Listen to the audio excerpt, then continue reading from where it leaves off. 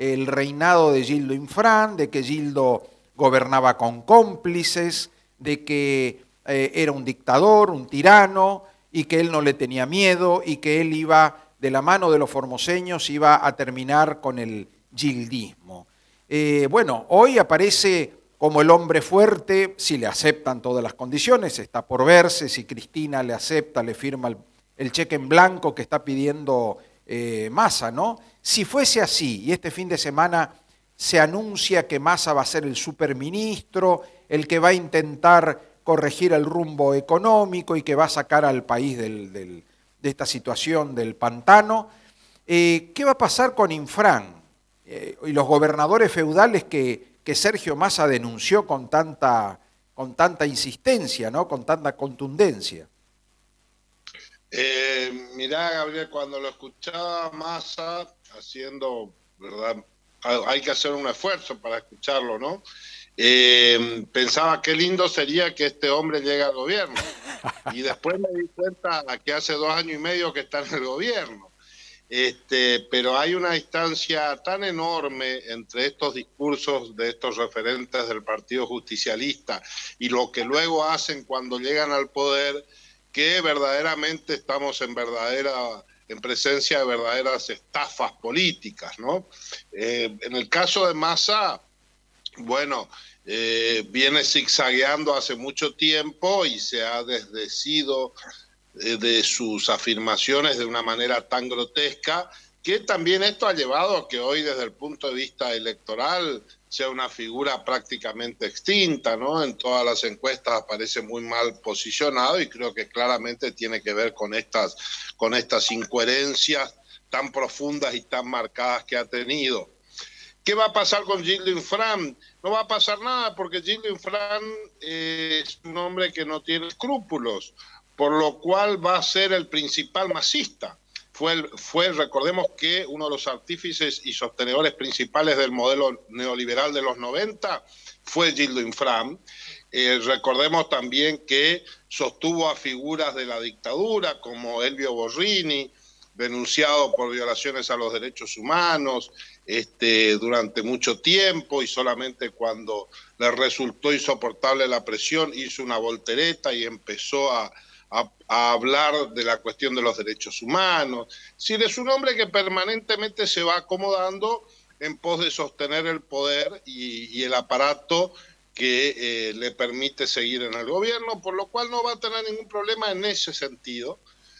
La verdad es que ellos son peronistas y se ponen enseguida de acuerdo, y así como le chupaba la media a Mauricio Macri cuando era presidente, y han circulado en estos días videos muy claros donde muestran las actitudes de obsecuencia que Gildo Infran tuvo respecto al presidente Macri, que ahora se hace el guapito, pero cuando Macri era presidente faltaba que se tire al piso y le bese la mano para agradecerle la continuidad de las obras, lo cual, por cierto, tampoco debe ser analizado de esa manera, sino simplemente desde la perspectiva de la continuidad institucional.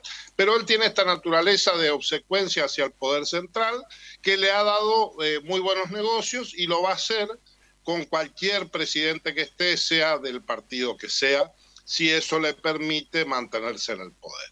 Entonces, hay que tener muy claro esto, porque hay que entender que el desplazamiento y el reemplazo del régimen de Gildo Infran es una responsabilidad y es un deber de la dirigencia formoseña y del pueblo formoseño. No tenemos que esperar de afuera que vengan a hacerse cargo, sino que vamos a tener que ser los formoseños los que nos encarguemos de ponerlo a Gildo Infran en la casa de jubilación y retiro que Massa le auguró, pero que claramente no lo va a hacer ni él ni ninguno con quienes comparte la pertenencia al Partido Justicialista. Lamentablemente esto es así.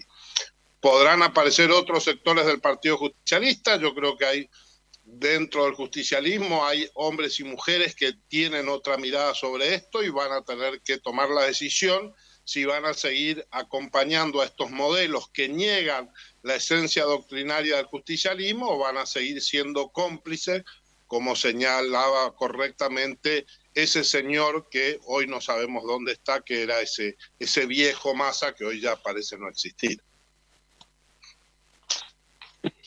¿Qué pasa si la apuesta de Massa, digamos, a ver, todos están leyendo la situación de este fin de semana como un juego, una apuesta política, ¿no? El gobierno está hundido, el gobierno está agotado, dividido, fragmentado, el presidente está mal, y aparece Massa y dice, yo quiero apostar fuerte. Si me sale bien, voy a ser candidato a presidente. Y si me sale mal, y bueno, ya estamos en el horno, terminamos peor. Entonces, ¿vos pensás que le van a dar a Massa las herramientas, se van a someter a lo que a él se le ocurra para ver si esta apuesta le sale bien y logra parar un poco la inflación o de alguna manera mejorar la situación económica? Mirá, Gabriel, es absolutamente imprevisible. Este gobierno y este frente gobierno se está comportando como una banda de adolescentes borrachos. Yo ya utilicé una imagen en algún momento, esta imagen en algún momento, y ahora creo que de nuevo es aplicable.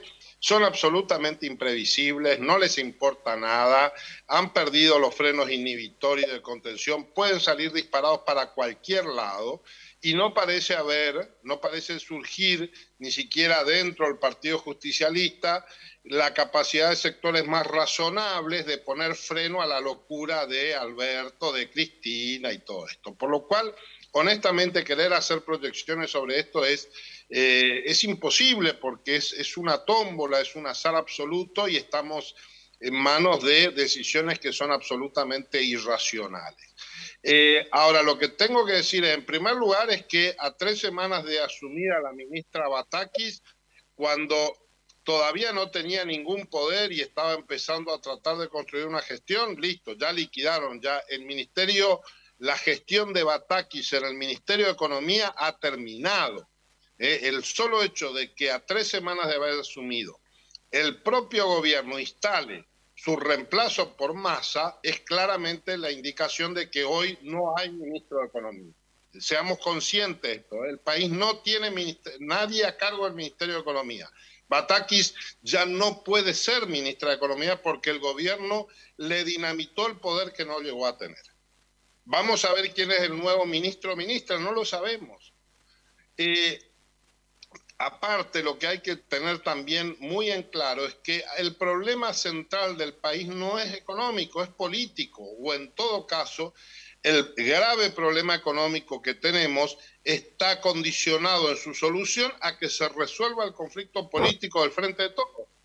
Si no se resuelve ese conflicto, no hay posibilidad ni siquiera de empezar a pensar en la solución de los problemas económicos. Si la presencia de Massa va a servir para solucionar el problema político, permitidme ser escéptico, porque más allá del aparente amorío que hoy existe entre la Cámpora, Cristina y Massa, lo cierto es que Massa fue en su momento el más duro opositor a Cristina, y Cristina estas cosas no suele perdonarlas, por lo cual yo no creo que Massa sea un hombre que pueda en términos políticos ser una síntesis entre las distintas facciones que están en lucha. Y por otro lado, lo único que le interesa a la vicepresidenta de la Nación es asegurar su situación judicial. Y no creo que Massa desde el Ministerio de Economía esté en condiciones de darle garantías para esto. Por lo cual, permitime ser escéptico, independientemente que sea Massa o no sea Massa, en la medida en que no haya una cuota de racionalidad en los actores políticos, yo no veo perspectiva de que la alianza de gobierno pueda encarrilarse hacia una normalización y hasta tanto eso no suceda, no va a haber principio de solución o por lo menos un camino claro para la solución de la crisis económica. Y esto, lo más terrible es que en el medio tenemos un pueblo que está sufriendo la caída permanente de su salario a través de lo que implica la inflación y este enrarecimiento del clima político que genera un gobierno que en vez de buscar aliados está atacando a todo el mundo. Por lo cual estamos muy preocupados, yo estoy muy preocupado y creo que esta preocupación es compartida por todos los sectores razonables de este país, incluido algunos sectores del Partido Justicialista, que ven de que esta pelea de locos, de adolescentes borrachos, nos está llevando a un camino sin salida. Fernando, por otro lado, lo que sí está claro es que el país tiene que acatar lo que firmó con el Fondo Monetario, porque de lo contrario va a ser exigible toda la deuda junta y eso es imposible de pagar. Y la primera obligación de ese pacto con el Fondo Monetario es restringir el gasto público, es decir, dejar de emitir y dejar de gastar a tontas y a locas como está ocurriendo hasta ahora. Y eso implica de que el futuro ministro de Economía, sea Massa o cualquiera, tenga que afectar, tocar o sentarse encima de alguna de las cajas de gasto, de las que hay varias abiertas, y cada uno tiene un dueño. Entonces tenemos la caja de los piqueteros, que son más de 1 millón y pico de planes sociales que demandan mucho dinero y que salen a la calle a reclamar aumentos para esos planes. Después tenemos la caja de la Cámpora, que abarca PAMI, ANSES y determinadas empresas como ser Aerolíneas Argentinas, YPF, etcétera, que demanda también muchísimo dinero. Tenemos otras cajas, ¿no? Las sindicales, por ejemplo. Entonces, cada caja tiene un dueño político y el ministro, si va a reducir esos gastos, va a tener que tocar esos intereses políticos. ¿A vos te parece que hay alguien en este país y dentro de lo que es la coalición gobernante que tenga poder suficiente para sentarse arriba de una de estas cajas y decirle al dueño de la caja, no podés meter más la mano acá? No veo que haya, ni veo tampoco que haya vocación política de ninguno de los sectores del gobierno de hacerlo. Porque cuando vos ves que piden dólares, fíjate que le piden que a los propietarios, digamos, de los granos, a los productores agropecuarios o a los grandes acopiadores, es a los que le pide que liquiden dólares. Pero hoy leí a un economista que decía con mucha razón, ¿por qué no le piden a Máximo Kirchner y a los restantes muchos funcionarios kirchneristas que tienen declarados que tienen ahorros en dólares, que los depositen y que se los vendan al Banco Central al dólar oficial? ¿Por qué le piden eso a los productores agropecuarios y no a los funcionarios del gobierno? Máximo Kirchner, recordemos los 5 millones de dólares que le aparecieron en la caja a la hija de la vicepresidenta, que se los venda al Banco Central al dólar oficial. ¿Por qué los productores agropecuarios sí tienen que vender a ese dólar y ellos se lo pueden guardar? Entonces, la verdad es que no hay ninguna vocación del gobierno de hacer lo que sí están haciendo en los hechos. Porque Gildo Infran, por ejemplo, Gabriel, le bajó un 40% el salario a los empleados públicos en los últimos 3 años. 40% le bajó el salario, dando aumentos salariales por abajo de la inflación. Entonces, el ajuste lo están haciendo, pero no lo hacen bien, lo hacen de manera desprolija, de manera injusta e inequitativa, perjudicando siempre a los que menos tienen. Eso es lo que está haciendo Gildo Infran en Formosa. Reitero, le bajó un 40% el sueldo real a los trabajadores públicos y es lo que está haciendo el gobierno nacional. Y mientras tanto construyen el discurso y se llenan la boca hablando de justicia social y se acordaban de Vita ayer y toda esta construcción de este discurso que es absolutamente contradictorio con lo que hace. Cuando lo que habría que hacer razonablemente es plantear una política seria de contención del gasto público y que este esfuerzo que sin duda va a tener que hacer y que está haciendo ya la sociedad argentina sea un esfuerzo equitativo y razonable entre los distintos sectores. Y hacer en serio lo que hay que hacer, que es quien tiene mayor capacidad de contribución tendrá que hacer un mayor esfuerzo. Fíjate vos lo que son los sueldos del PAMI, por ejemplo, que hace un tiempo se denunciaron, ¿sí? Una obra social donde se cobran los sueldos más altos del Estado. ¿Tiene sentido esto? No tiene ningún sentido, pero es como vos bien señalabas una caja, ni hablar del ANSES, ni hablar de la AFIP, ¿sí? Entonces ahí no hay ninguna política de contención del gasto. Entonces eso es lo que hay que empezar a hacer. y sin duda este gobierno no lo va a hacer porque lo único que le interesa es construir un relato y un discurso político y no les importan los ciudadanos, no les importan los hombres, las mujeres y los jóvenes de nuestro país. La verdad es que no le interesa. Fernando, por otro lado, a ver, aquí en Formosa recibimos dos discursos paralelos que nunca, digamos, nunca hay una validación seria de lo que son ambos discursos. Tenemos el discurso del gobierno que dice, por ejemplo, ya que mencionaste el deterioro del poder adquisitivo de los empleados públicos, el discurso del gobierno dice, Gildo Infran otorgó un aumento en marzo del 50% y le ganó a la inflación. ¿No? Eso lo hemos escuchado de funcionarios, de economistas, de todo, incluso de sindicalistas. Gildo es un tipo que la ve tan clara que incluso le ganó a la inflación. Vos agarrás, haces otro análisis económico, haces una proyección desde hace 4 años a esta parte y decís, el poder adquisitivo del empleado público bajó en un 40%, porque si comparamos lo que se perdió en el año 2019, 2020, 2021 y 2022 y vemos cuántos aumentos salariales hubo, en realidad el poder adquisitivo del empleado público y del jubilado, por supuesto, formoseño, retrocedió un 40%. ¿Cómo hacemos? A ver, nos quedamos nosotros, los medios de comunicación, con la tarea de decir, bueno, el gobierno dice esto, Carvajal dice esto, ¿cómo hace la gente para saber quién tiene razón? Permitime aclararte esto, Gabriel. La gente no necesita que le digamos nada porque lo siente en su bolsillo. La gente sabe que le están metiendo la mano en el bolsillo.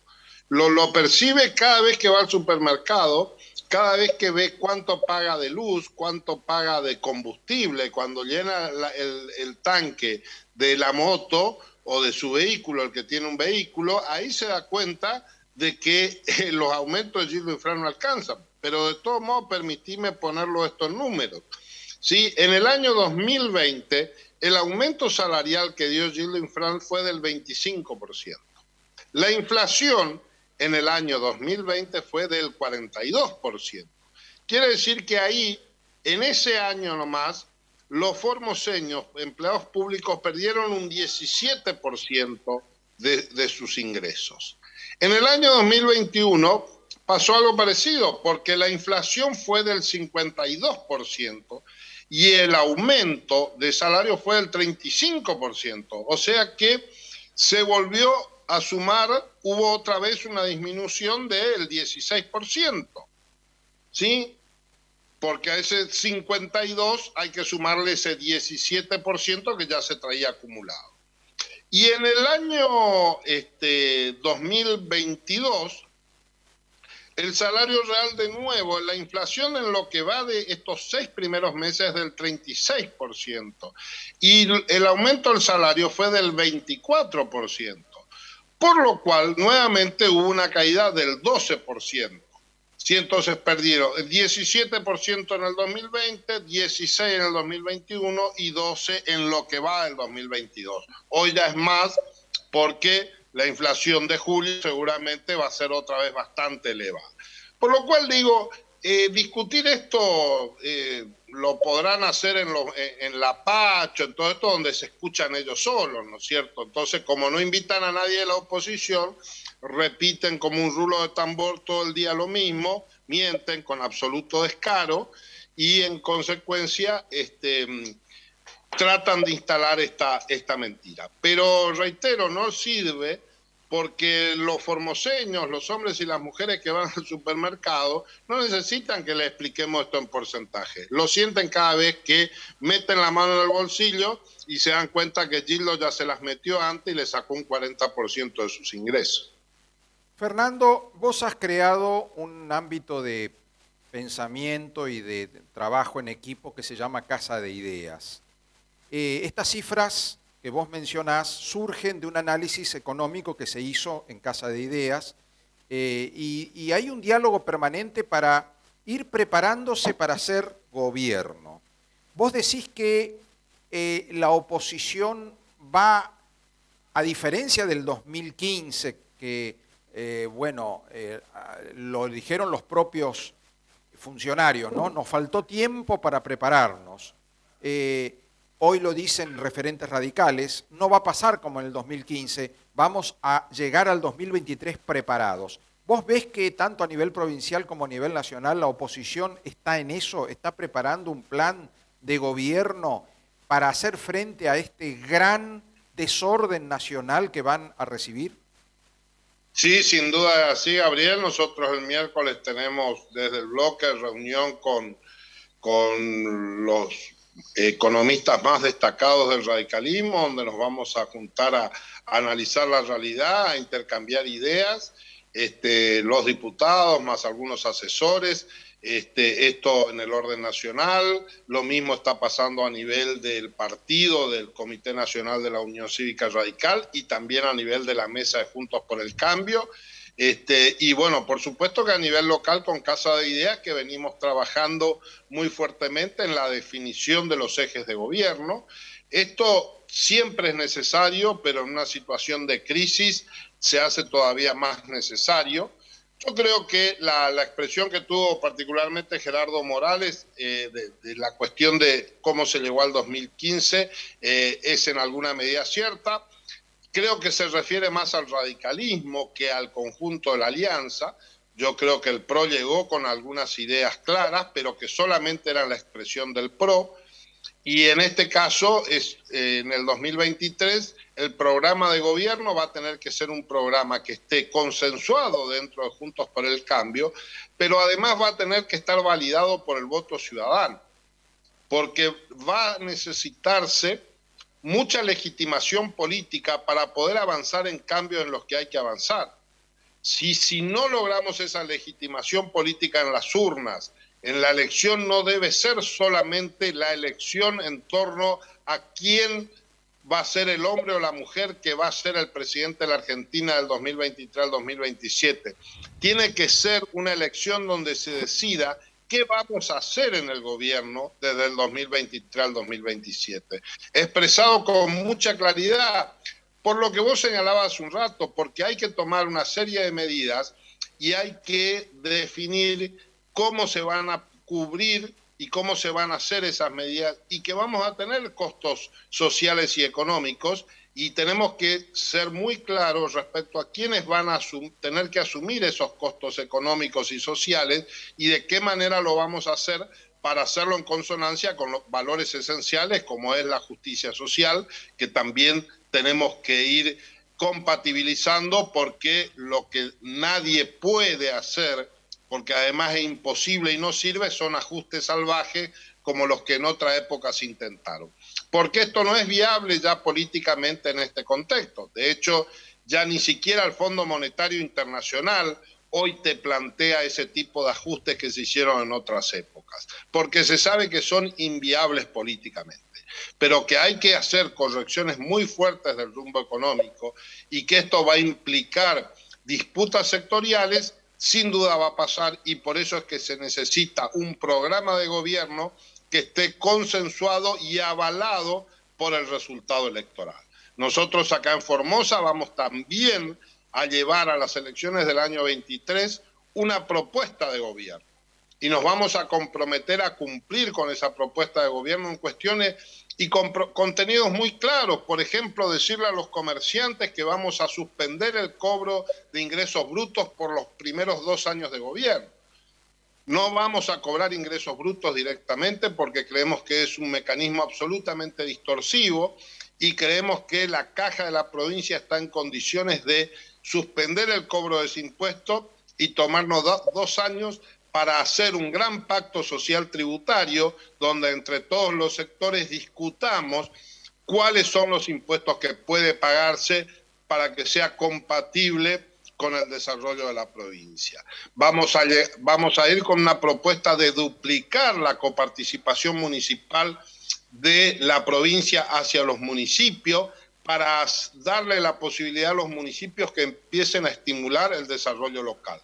Esto aclaro, no para que los vivos de siempre sigan haciendo negocios, sino solamente con aquellos municipios que tengan políticas muy claras de transparencia, y vamos a terminar de esta manera con todos los negociados que existen en los municipios y con todos estos intendentes que se creen que son los dueños de los pueblos y se enriquecen ellos a costa del dinero del pueblo. Pero para aquellos intendentes que quieran hacer las cosas bien y quieran gastar el dinero en su localidad para promover el desarrollo local, vamos a estar proponiéndole la duplicación de la coparticipación municipal. Digo esto, y esto lo vamos a plantear antes de las elecciones para que sea el pueblo formoseño el que convalide estos programas de gobierno. Fernando, el otro día Carlos Pagni hizo un análisis que me hizo acordar lo que vos estabas diciendo cuando hablas de que hay que ser muy claro y decirle a la gente cuáles van a ser los costos y quién va a ser afectado y qué clase de sacrificio se le va a pedir al sector respectivo. Decía Pagni que se hicieron dos preguntas básicas a los entrevistados por esta encuesta. Primero, si la gente estaba dispuesta a defender una economía donde se haga un ajuste del gasto público, es decir, del reducir el déficit. ¿Usted está de acuerdo en reducir el déficit? Y la gente en un más de un 70 y pico, 80% dijo que sí, que había que reducir el déficit. Acto seguido se le preguntó si él estaba, si el entrevistado estaba dispuesto a hacer un sacrificio personal en su situación económica, etcétera, subsidios tarifarios, lo que sea, para contribuir a esa reducción del déficit. Ahí encontramos una resistencia, es decir, la gente está de acuerdo de que hay que hacer una corrección importante de los números del Estado, pero cuando le llega el momento de su aporte personal a ese esfuerzo, cada uno considera, por sus razones, aún honestamente, de que no puede hacer ese aporte, que lo tienen que hacer otros que están mejor o otros que están en otra situación. Ese es uno de los problemas básicos, ¿no? Sin duda, Gabriel. Ese yo creo que es el más grave problema político que tiene el país y que tiene, por supuesto, consecuencia económica. Todos estamos de acuerdo que hay que hacer el ajuste, pero todos queremos que el ajuste lo pague otro. Hay que entender que el déficit fiscal no se soluciona como plantea el irresponsable de Milei o que atribuye al costo del sistema democrático el déficit fiscal. El déficit fiscal es un boleto de colectivo que tendría que valer arriba de 100 pesos y que depende del lugar, oscila en Buenos Aires está a 24, hay lugares donde está a 40, 50 o 60 pesos. En todos los casos esos son fondos que salen del Estado y van ahí. En consecuencia, cambiar eso implicaría que los ciudadanos que tienen que usar el transporte público pasen a pagar un boleto mucho más elevado.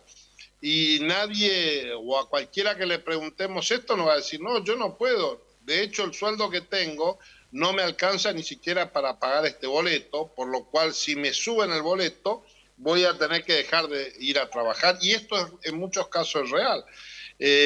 Igualmente pasa con lo que pueden ser los costos de los servicios públicos, que el gas, la electricidad, etcétera, que también están subsidiados. Y sin embargo, a cualquiera que uno le pregunte, mirá, para achicar el déficit tenemos que cobrarte más de gas o de electricidad, ¿está dispuesto? No van a decir que no. Entonces, este es el problema político y lamentablemente se agrava porque hay sectores de la política que con total irresponsabilidad plantean seguir con esto, pero reitero. Se cortó un minutito la comunicación, ya vamos a retomar el diálogo con el diputado nacional Fernando Carvajal. Suele ocurrir esto, ¿eh? El hombre propone y Dios dispone, pero ya estamos nuevamente con Fernando, que nos estaba explicando el costo que significa el famoso ajuste, ¿no? Es decir, si queremos un Estado que no emita, no tenga la maquinita imprimiendo billetes todo el día, con lo que eso significa en inflación, tenemos que tocar algunos gastos muy grandes que se están haciendo. Y no todos son lo que se llama gasto político. Hay gastos de subsidio muy importantes Y esos gastos de subsidio a todos nos afecta, por supuesto, ¿no? Decía el administrador de Repsa que la tarifa plana, es decir, la tarifa sin subsidio, es 3 veces más cara que la tarifa actual. Es decir, que si uno no hace el trámite de la segmentación tarifaria, si uno no hace la declaración jurada para mantenerlo el subsidio, a partir de septiembre, esa boleta de luz de Repsa va a ser 3 veces más cara. Si a usted le parece que es cara actualmente, imagínese pagando 3 veces más caro esa factura. Ahora, ¿quién se hace cargo de los 2/3 que hoy usted no paga? Y el Estado, es decir, todos nosotros, que forma parte de esa enorme bola de nieve que es el déficit, ¿no? Dinero que el Estado no tiene y que tiene que imprimir. Y al imprimir semejante cantidad de billetes, la plata que usted tiene en el bolsillo se va deteriorando, va perdiendo valor. A ver si ya tenemos la comunicación con Fernando. Ahí está. Bien. Se había interrumpido, Fernando. Sí, tuvimos un problema técnico ahí, pero bueno, decía que el grave problema es justamente la razonable posición de los sectores sociales, que nadie quiere pagar el ajuste. Entonces, acá lo que hace falta es definir a través de un gran acuerdo político y social de qué manera vamos a ajustar las cuentas para que ese esfuerzo social sea lo más equilibrado, lo más equitativo y lo más posible de cumplir también. Porque hay que tener conciencia de que hay ciertos ajustes que si los hiciéramos serían de imposible cumplimiento por una sociedad que está empobrecida.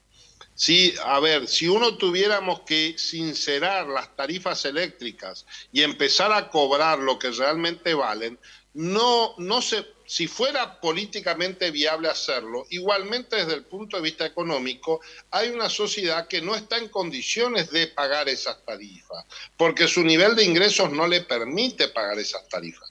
Entonces acá es donde tiene que existir esta progresividad entre los ajustes y la posibilidad real de la gente de hacerse cargo de esos pagos. Y esto requiere un gran acuerdo social. Y decía que esto se agrava porque hay sectores políticos, concretamente del Frente de Todos y los sectores más duros del kirchnerismo, que plantean un gran engaño, que le mienten a la gente. El salario básico universal, si no le decís a la gente y al ciudadano de dónde va a salir la plata para pagar el salario básico universal, lo que estás haciendo es decirle, mira, te voy a seguir imprimiendo y te voy a regalar papelitos de colores que no sirven para nada y que cada vez valen menos, pero que generan la ilusión en los ciudadanos de que están teniendo algo de dinero en el bolsillo. Y eso es lo que permite ir estirando, y es la razón por la cual no existen ni estallidos sociales, ni existen situaciones sociales más graves, porque es propio de estos procesos inflacionarios que algo de plata tenés en el bolsillo, entonces eso te da tranquilidad. Esa tranquilidad se te termina cuando vas al supermercado y vos crees que sos poderoso o estás bien porque tenés 10.000 pesos y te das cuenta que esos 10.000 pesos se te evaporan en 4 o 5 productos que compras en el supermercado. Entonces, este es el grave problema que tenemos desde el punto de vista político, que desde la oposición lo que tenemos que hacer es no caer en las trampas del oficialismo y actuar con mucha seriedad y mucha responsabilidad. Que sean ellos los que mienten, como lo están haciendo, porque la sociedad ya se da cuenta de que le mienten y nosotros tenemos que ser el baluarte de la racionalidad, porque si nosotros no le ponemos racionalidad y sentido común a la definición de las políticas, se van a llevar puesto a este país. Gracias, Fernando. Muy claro, como siempre, y contundente. Vamos a ver qué pasa este fin de semana.